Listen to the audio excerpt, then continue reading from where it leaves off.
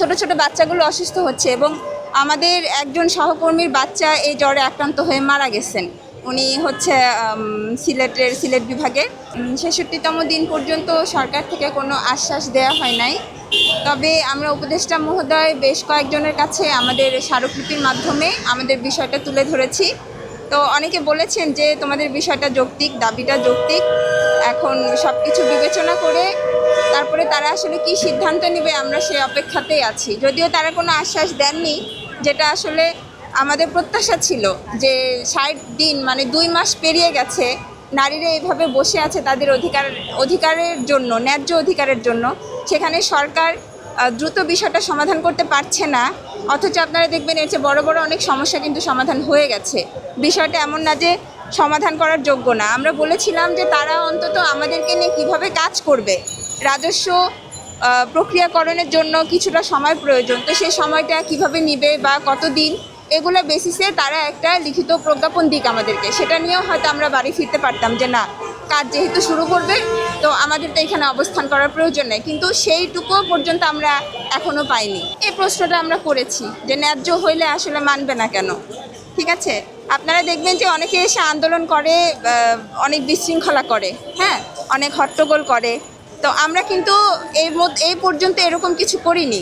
আপনারা মিডিয়া কর্মীরা নিজেরাই সাক্ষী যে আমরা ২ মাস ধরে এখানে বসে আছি ধৈর্য সহকারে, সুশৃঙ্খলভাবে এবং শান্তিপূর্ণভাবে। আমরা কোনো ধরনের এমন কোনো কাজ করিনি যেটাতে জনদুর্ভোগ তৈরি হয় বা আইন শৃঙ্খলা ভঙ্গের দিকে যায়। তো এখন যদি এমনটা হয় যে আসলে শান্তিপূর্ণ অবস্থান দিয়ে কোনো সরকারের দৃষ্টি আকর্ষণ করা যায় না, কোনো দাবি পূরণ হয় না, সেক্ষেত্রে আমরা কি বলবো? এটা দেশের জনগণ আছেন, মিডিয়া কর্মীরা আছেন এবং সুশীল সমাজ যারা আছেন তারাই এটা ভালো বুঝতেছে যে শান্তশিষ্টভাবে একটা যৌক্তিক দাবি কেন সরকার মেনে নিচ্ছে না।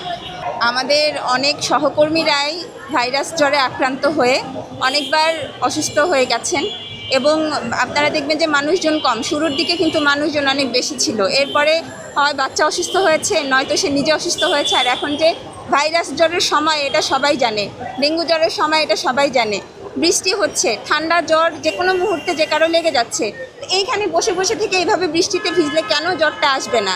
বা ভাইরাস জ্বরে এই সময় পরিবেশ দূষিত থাকে, ভাইরাস জ্বরে সারাদিকে যে কোনোভাবেই ছড়িয়ে যায়। সেক্ষেত্রে আমাদের সহকর্মীরা তো অসুস্থ হচ্ছেন, তাদের যেহেতু আমরা মেয়ে, অবশ্যই তাদের বেবি আছে, ছোট ছোট বাচ্চাগুলো অসুস্থ হচ্ছে এবং আমাদের একজন সহকর্মীর বাচ্চা এই জ্বরে আক্রান্ত হয়ে মারা গেছেন। উনি হচ্ছে সিলেট বিভাগের। তো ওইটার কারণে আসলে আমরা সেই দিন থেকেই খুবই শোকাহত এবং মর্মাহত যে একটা মায়ের কাছে কিন্তু তার বাচ্চা জীবনের সবচেয়ে দামি কিছু।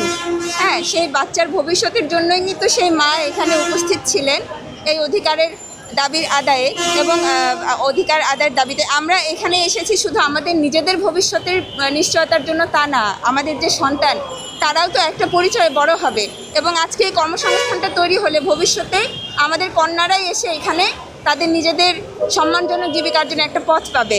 তো সেই আন্দোলনের মধ্যে এসে যে মাটা তার নিজের সন্তানকেই হারিয়ে ফেললো, আসলে তার কাছে সরকারের রূপটা কেমন হলো, এটা আমাদের ভাবা দরকার। না, বাচ্চাটা অসুস্থ ছিল, বাচ্চা সহ আসেনি, কিন্তু মা এখানে এসেছিলেন এবং তখনও অসুস্থ ছিল এবং উনি যাওয়ার পর উনি নিজেও অসুস্থ হয়। কোনো ক্রমে ভাইরাসের কারণে আক্রান্ত হতেই পারে এবং এই জ্বরের কারণেই আসলে দীর্ঘদিন অসুস্থ থাকার পরে বাচ্চাটা মারা যান। যে মা এখানে আসছে সে তো তার ছোট বাচ্চাকে 6 মাস বয়সী 4 মাস বয়সী বাচ্চাকে কি বাড়িতে রেখে আসতে পারবে? নিশ্চয়ই না।